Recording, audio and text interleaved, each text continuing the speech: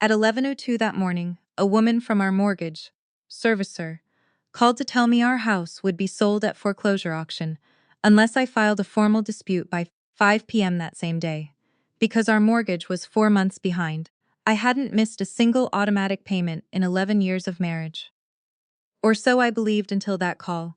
And my husband Callum, whose direct responsibility the retirement and investment accounts had been, for most of that marriage, didn't answer his phone once in the 6 hours that followed. What Callum didn't know, arriving home that evening to find me already finished filing the dispute myself, was that I had spent the past 4 months quietly tracing exactly where 2 years of our retirement savings had actually gone. My name is Odette Marchetti. I was 41 years old, a forensic accountant for 12 years, when a mortgage servicer's phone call revealed that my own husband had let our house slide toward foreclosure while telling me, every single month, that our finances were handled. I'd spent my entire career teaching clients to distrust exactly that word when it wasn't backed by documentation, and it took my own marriage collapsing, in real time, to understand how easily I'd let the same blind trust operate in my own kitchen. I built my career finding exactly the kind of pattern I would eventually have to find in my own life. Small, individually explainable inconsistencies that only revealed their true shape once someone finally sat down and traced every transaction in sequence. I'd testified in 3 separate embezzlement cases over the years, walked juries through spreadsheets, showing how trusted employees had quietly siphoned funds from companies that never thought to question them.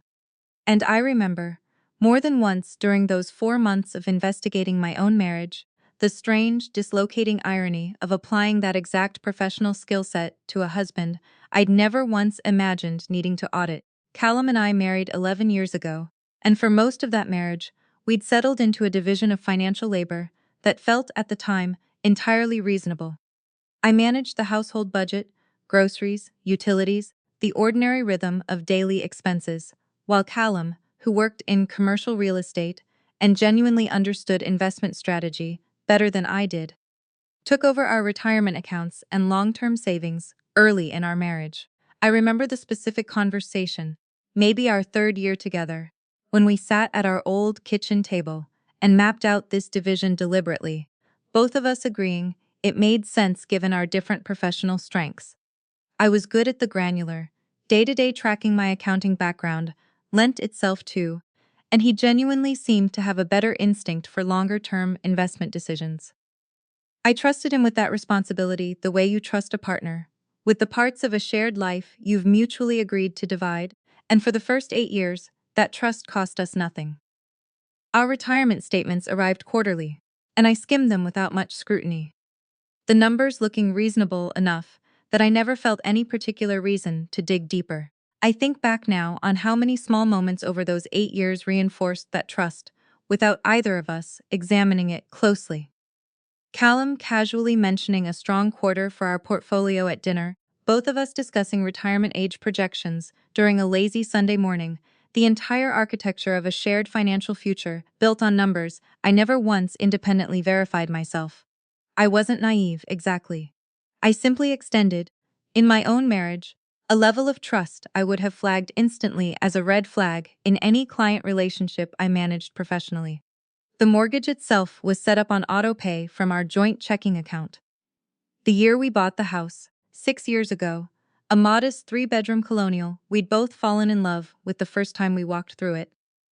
A detail I'd simply assumed continued running smoothly in the background, the way automated payments generally do, right up until an 11 a.m. phone call informed me it had quietly stopped working months earlier. The signs, in hindsight, had been building for nearly 2 years before that phone call. Callum started working later, more evasive about his schedule, mentioning a new business partner named Larissa with increasing frequency, always in the context of some promising commercial deal he was helping her structure. He'd grown irritated, in a way that was new. Whenever I asked casual questions about our savings, deflecting with a version of "it's handled, don't worry about it" that I'd once taken as reassurance and only later recognized as evasion. I remember once asking directly whether we were on track for retirement given his recent promotion, and watching him answer with a vague, confident summary that sounded reassuring enough in the moment that I didn't think to ask a single follow-up question. There was a specific weekend, about a year before the phone call, when Callum canceled a planned anniversary trip, citing an urgent client matter, and I spent that weekend alone, telling myself, the way I'd apparently trained myself to do, that his career simply demanded this kind of sacrifice sometimes. I remember calling my sister that same weekend, mentioning the canceled trip almost in passing, and her asking, half joking, whether I was sure Callum wasn't having an affair. I laughed it off at the time, genuinely certain that wasn't the shape of whatever was happening in our marriage, not fully understanding yet that the actual shape was, in its own way, just as much a betrayal. There was an evening, about 8 months before that phone call, when I found a receipt in his jacket pocket for a boutique retail space lease, a business address I didn't recognize, dated weeks earlier. I asked him about it over dinner, and he told me, smoothly, that he was simply helping a client with commercial leasing paperwork, part of his ordinary job. I believed him the way you believe someone you've spent 11 years building a life with, because the alternative required a level of suspicion I wasn't yet ready to extend toward my own marriage. I remember filing that receipt away mentally, the way I'd learned to file away small inconsistencies over the years, each one individually explainable, none of them yet forming a pattern I was willing to name. Around the same time, I noticed Callum had started taking work calls in the garage with the door shut, a habit that hadn't existed in our first 9 years together. And when I mentioned it once, lightly, he said something about needing quiet for sensitive client negotiations, an explanation vague enough that I let it stand without pressing further. Looking back, I think I recognized, somewhere beneath the surface of my own conscious awareness, that something in our marriage had shifted and simply hadn't yet let myself do anything with that recognition beyond quietly filing it away alongside everything else. There was a particular Sunday morning, about 5 months before the foreclosure call, when I suggested, casually over coffee, that we sit down together and review our full financial picture, something we hadn't done together in years. Callum agreed readily enough, then found a reason to postpone twice over the following weeks, each time citing a work deadline that made the timing inconvenient. I remember feeling a small flicker of frustration at the repeated postponements, though not yet the kind of alarm that would have made me push the issue further on my own. I've thought since about how easily two genuinely busy schedules can become the perfect cover for exactly this kind of avoidance, each individual postponement entirely plausible, the pattern only visible once you're already looking backward at it with full information. At 11:02 that morning, sitting at my desk at work, reviewing a client's inventory reconciliation with the particular unhurried focus of an ordinary Tuesday, I answered a call from a number I didn't recognize. The woman on the line identified herself as a representative from our mortgage servicer and explained, in the careful, practiced tone of someone who delivered this exact kind of news regularly, that our mortgage was 4 months delinquent, that a foreclosure notice had already been filed with the county, and that I had until 5 p.m. that same day to submit a formal dispute or request for forbearance before the process moved forward toward auction. That's not possible, I told her, my voice coming out steadier than I actually felt, the particular calm I'd trained into myself over 12 years of delivering difficult financial news to clients, now turning strange and useful in my own crisis. Our mortgage is on auto pay. I would have noticed a missed payment. She informed me, gently, that the auto pay authorization had been canceled 5 months earlier, a change made online using our account credentials, and that 4 monthly statements marked past due had been mailed to our address in the time since. I thought of the stack of mail Callum always brought in from the box, sorting it himself most evenings, a small domestic habit I'd never once questioned until that exact moment. The mundane image of him standing at our counter each evening, quietly separating mail I now understood he'd been quietly removing from my view. I called Callum immediately. He didn't answer. I called again 20 minutes later, then again at noon, then twice more over the following hours, each call going straight to voicemail, each unanswered ring adding another layer of cold, focused clarity to what was becoming an increasingly obvious picture. I told my supervisor I had a family emergency and left the office by 11:30. Driving home in a silence I remember with unusual precision, no radio, no phone calls, just the particular hum of a mind running calculations it had been quietly avoiding for months. By the time I pulled into our driveway, I'd already decided I wasn't going to spend those remaining hours waiting for Callum to explain anything. I was going to solve the immediate problem myself and deal with the explanation afterward, on my own terms rather than his. I spent the next 90 minutes on the phone with the mortgage servicer's loss mitigation department, working through exactly what documentation the dispute filing required. Taking notes the way I would for a client, keeping my voice professional and calm, even as the representative walked me through language, like auction scheduling and redemption period, that I'd only ever encountered in other people's financial disasters. By 1 p.m., with 4 hours left before the deadline, I had already begun pulling together the documentation I would need to file the dispute myself, my hands steady in the particular way they go steady. When panic gets replaced by the specific, professional focus I'd built an entire career around.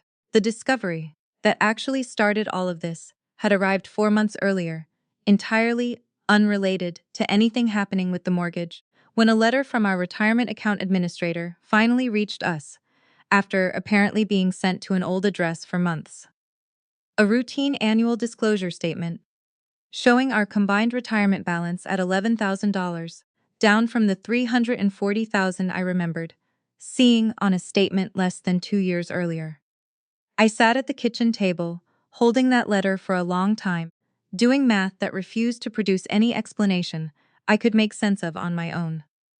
I spent the 4 months between that letter and the foreclosure call, working carefully and quietly around my own job, tracing exactly where that money had gone.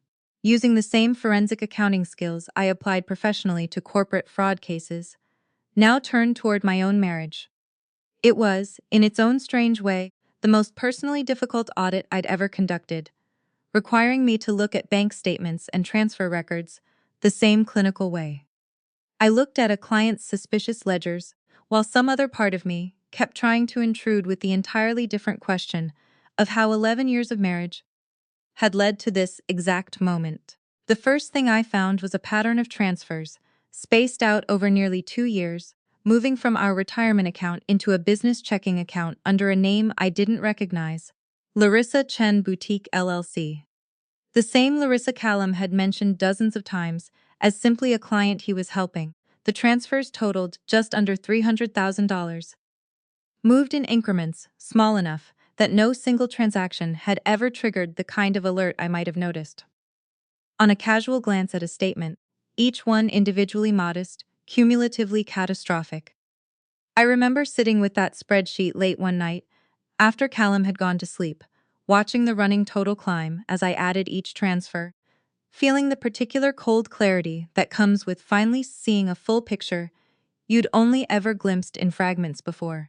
The second thing I found was a personal guarantee Callum had signed 18 months earlier, using our house as collateral, backing a business loan for that same boutique, a document I discovered only because the lender had begun sending default notices to an email address Callum had set up and never told me existed, an account I found access to, only because he'd once used our shared home computer to log into it and forgotten to sign out. Reading through months of correspondence in that account, I found increasingly urgent messages from the lender, warnings Callum had apparently been quietly managing, or failing to manage, for months without ever once mentioning any of it to me. One email, dated 6 weeks before the foreclosure call, warned explicitly that continued non-payment would put our home at direct risk, language specific enough that I understood. Reading it, that Callum had known exactly what was coming and had simply chosen not to tell me. The third thing came from our neighbor, Priscilla, who mentioned to me, entirely without guile, over a fence-line conversation about nothing in particular, that she'd seen Callum's car parked outside a boutique downtown almost every Tuesday and Thursday evening. For what she estimated had been well over a year, always assuming, she said, that he was simply doing business, consulting the way he'd once mentioned to her himself. I thanked her for the small talk, kept my expression neutral, and went inside to add one more piece to a picture, that had by then become almost entirely complete. I remember standing at my own kitchen sink afterward, hands still, watching the water run longer than it needed to, giving myself a few private minutes before I had to go back to behaving normally for the rest of the evening. I called an attorney, Ms. Iyer, 3 months before that foreclosure phone call, once the transfer pattern had become undeniable, and began, quietly, building a case around marital asset dissipation, gathering the documentation that would eventually matter far more than any conversation I might have had with Callum directly. Ms. Iyer's office was small and efficient, stacks of case files, organized with a precision I appreciated immediately, and she listened to my initial explanation of the transfers with the calm, unsurprised expression of someone who had heard versions of this story many times before. The good news, if there is any, she told me at that first meeting, is that you've documented this remarkably well already. Most people come to me with a feeling something's wrong and no paper trail at all. You've built the paper trail yourself. I asked her, during that first meeting, what she thought my actual options were, genuinely uncertain whether I was looking at a marriage that could survive this or one that was already effectively over. She was careful not to answer that question for me, telling me instead that her job was to make sure whatever I decided it with full information and full protection, rather than steering me toward any particular outcome. I appreciated that restraint more than I expected to, given how badly I wanted someone else to simply tell me what to do in that moment. Miss Iyer helped me open an account entirely in my own name, funded by a modest inheritance from my grandmother that had never been commingled with our joint finances, ensuring I had resources independent of whatever Callum had already drained. I remember the strange, quiet relief of watching that account grow over those months. Small transfers of my own paycheck, redirected there gradually, careful never to disrupt our joint account in a way Callum might notice and start asking questions about. Some evenings, transferring another modest sum into that account, I felt less like I was preparing for a divorce, and more like I was simply finally taking back a piece of financial autonomy I hadn't realized I'd fully surrendered years earlier. When the foreclosure call came, I didn't panic, because I'd already spent months preparing for exactly the kind of financial collapse a 2-year pattern like this one was always going to eventually produce. I filed the formal mortgage dispute myself that afternoon, using funds from my own separate account to bring the loan current and halt the foreclosure process entirely. Submitting the paperwork at 4:12 p.m., 48 minutes before the deadline, my hands finally allowing themselves to shake slightly once the confirmation email arrived, and the immediate crisis had genuinely passed. I sat at my desk for a long moment afterward, staring at the confirmation screen, allowing myself 30 seconds of pure relief before the larger, harder conversation, still ahead of me, reasserted itself. Colum finally called back at 6:30 that evening. Breezy, apologetic about a crazy day, clearly with no idea anything had happened at all. I let him talk for a moment, listening to him describe some minor work complication that had apparently consumed his entire afternoon, before telling him simply that we needed to talk when he got home, my voice giving away nothing of what waited for him. He asked, lightly, whether everything was okay, and I told him we'd talk in person, a response vague enough that he didn't press further, still entirely unaware of how thoroughly his afternoon had actually unfolded without him. He walked in the door at 7, and I was sitting at the kitchen table with the retirement statement, the transfer records, and the mortgage default notice laid out in front of me, arranged with the same careful precision I'd have used presenting evidence to a client. His face changed the moment he saw the papers, the easy confidence from our earlier phone call draining away almost instantly, his keys still in his hand as he stood frozen in the doorway. The house almost went to foreclosure auction today, I said, my voice level. I fixed it myself 3 hours ago, using money you don't know I have. Would you like to explain the $300,000 that's been moving into Larissa Chen Boutique LLC for the past 2 years? Or should I just tell you what I already know? Callum's composure dissolved almost instantly, a scattered, unconvincing explanation emerging about helping her get the business off the ground, about intending to put it back before you noticed, about a plan that had clearly never once accounted for the possibility of being caught mid-collapse. He sat down heavily across from me, running both hands through his hair, and for a moment, I watched him search for some version of an explanation that might actually sound reasonable out loud. None came. "I was going to tell you," he said, "once things stabilized." "The mortgage servicer told me first," I said, "before you did." "That tells me everything about which version of stabilizing you were actually working toward." He didn't have an answer for that either, and the kitchen sat in a silence heavier than any I'd known in 11 years of marriage, both of us understanding, without needing to say it aloud, that whatever came next would not involve going back to how things had been. Larissa's boutique closed within 3 months, unable to secure additional funding, once word of the retirement account fraud began circulating among the small business lending community. Callum had relied on to vouch for her initially, several lenders quietly declining to extend any further credit to a business associated with a partner facing active marital fraud allegations. Larissa, herself, once she understood the full picture of where her funding had actually come from, ended the relationship entirely. According to a mutual acquaintance who was present for part of that final conversation, Larissa's response, once Callum admitted where the money had actually originated, was a single flat sentence: "You told me your wife knew." She'd had no idea the money was coming from Callum's marriage rather than legitimate business capital he'd claimed to have independently, and had, by that acquaintance's account, believed Callum's repeated assurances that the investment came from his personal savings, rather than a shared retirement account he had no unilateral right to drain. I found myself, hearing this secondhand, feeling an unexpected flicker of sympathy for a woman who had, in her own way, also been misled by the same man, even as I understood her business had been built directly on the wreckage of my own retirement. Callum moved into a short-term rental within the week, at my request, and the 3 weeks that followed were among the strangest of my adult life. The house too quiet, the mortgage secured, but the marriage clearly beyond repair, both of us communicating mostly through brief, careful texts about logistics.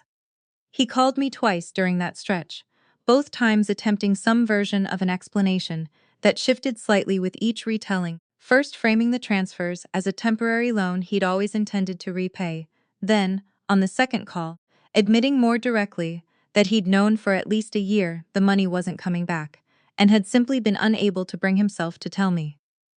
I listened to both explanations without much comment, recognizing, professionally as much as personally, that a story which changes under repetition is rarely the version someone actually believes themselves. My sister drove up that second weekend and stayed 3 days.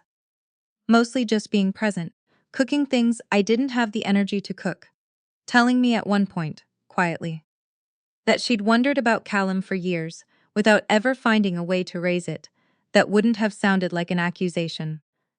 "I should have just asked you directly," she said. I kept telling myself it wasn't my place. I told her I probably wouldn't have listened if she had, that some patterns only become visible once you're already standing in the wreckage of them, and I meant it. I filed for divorce within the month, along with a formal claim for marital asset dissipation, which Ms. Iyer pursued aggressively, given the clear documentary trail I'd already assembled. The case moved faster than either of us expected, Callum's own attorney advising him against contesting a claim backed by 2 years of transfer records, a signed personal guarantee, and a neighbor's casual, devastating testimony about a pattern of Tuesday and Thursday evenings. Callum attempted briefly to argue that some portion of the retirement funds represented a legitimate investment he'd intended to grow, on both our behalf, an argument Miss Iyer dismantled within a single filing, by pointing out that no investment return had ever materialized in either of our names, only a steadily shrinking account balance, and a boutique that closed within months of the truth surfacing. Callum's real estate firm, upon learning of the personal guarantee and default notices tied to his name, quietly reassigned him away from client-facing commercial deals, a professional demotion that followed him for the remainder of his time there, before he eventually left the firm entirely. A colleague of his, someone I'd met a handful of times at company functions over the years, mentioned to a mutual friend that Callum's reputation, within the firm, had taken a hit he never fully recovered from, clients apparently less willing to extend trust to an agent whose own financial judgment had proven so questionable in his personal life. He took a position at a smaller firm across town within the year, a step down in both title and client caliber from where he'd been before everything unraveled. The divorce settlement, once finalized, accounted for the dissipated retirement funds as part of the marital estate calculation. The judge treated the transfers as marital asset dissipation rather than a failed investment, a distinction Ms. Iyer had fought for specifically, and one that mattered enormously because it meant Callum's share of the remaining assets was reduced dollar for dollar against what he had already drained, rather than the loss simply being split between us as an unfortunate outcome we'd both somehow shared. I kept the house, free and clear of the foreclosure threat that had briefly, terrifyingly, seemed like it might cost me everything in a single afternoon, the deed carrying my name alone. By the time everything finally settled, I think about that $11,000 retirement statement often. The particular vertigo of watching 2 years of careful, quiet accounting work confirm something I'd spent months hoping wouldn't turn out to be true. I don't think the trust I extended Callum over those first 8 years was foolish. I think I was a woman who believed, reasonably, that dividing a marriage's responsibilities meant both people were still accountable to the whole of it, not simply the pieces they'd been assigned. It took a mortgage servicer's phone call to teach me that accountability, once handed away entirely, has to be checked on far more often than I ever thought to check. I think, too, about the receipt I found 8 months before that phone call. The boutique lease I'd let him explain away without pushing further. I've made a kind of peace with that silence, the same way I've made peace with every quiet accommodation I made over 11 years of marriage. I wasn't foolish for believing him in that moment. I was a woman who had built her entire understanding of partnership on trust, extended once, at the beginning, and never revisited since. And it took a single phone call, on an otherwise ordinary Tuesday, to teach me that trust, like anything else worth keeping, has to be checked on periodically, not simply assumed to still be standing exactly where you left it. Some nights, doing the particular mental math, I still catch myself running occasionally. I think about how differently that Tuesday might have gone if I hadn't already spent 4 months quietly preparing, if the separate account hadn't existed yet, if Ms. Iyer hadn't already helped me understand exactly what documentation would matter most. I don't think I would have lost the house permanently even without that preparation. There would likely have been some other path to saving it eventually. But I think the particular composure I was able to hold, sitting across from Callum that evening, came directly from already knowing I had somewhere solid to stand. Rather than discovering the crisis and the solution in the same breath, I opened my own consulting practice the following year, taking on forensic accounting clients independently rather than continuing at the firm I'd worked for through most of my marriage. A decision that felt, in its own way, like an extension of everything those 4 months of quiet investigation had taught me about my own capabilities. My first few clients came through referrals from Ms. Iyer herself, other women navigating similarly complicated financial betrayals who needed someone who understood both the numbers and the particular emotional weight of tracing them. I found the work meaningful, in a way my previous position never quite was, each case a small private echo of the exact skill set that had once saved my own house on a single ordinary afternoon. I still live in the same house, repainted now, the mortgage current and fully in my own name, and some mornings, standing in the kitchen where that final conversation happened, I think about how close an ordinary Tuesday came to costing me everything, and how grateful I am that some part of me had already been quietly preparing for exactly that possibility for months, before I even fully understood why. If you've ever discovered, all at once, that trust you extended for years had quietly been spent without your knowledge, I hope you remember this. It's never too late to start tracing exactly where things actually went, even if the truth takes months to fully surface. Sometimes the steadiest response to a crisis is simply having already prepared for it before anyone told you it was coming. And sometimes the most important accounting you'll ever do isn't for a client at all. It's the quiet, careful audit of your own life, conducted long before anyone else realizes you've started. If this story stayed with you, I'd love to hear your thoughts. Has anyone ever told you something was handled when it very much wasn't? Leave a comment below and let me know where you're watching from tonight. And if you've ever had to quietly build your own financial safety net without anyone else's knowledge, I'd love to hear how that went for you too. We share stories like this one every day. Stories about quiet vigilance, financial betrayal, and the moment someone finally stops accepting, "Don't worry about it," as an answer. If you'd like to be part of that journey, hit subscribe so you don't miss the next one.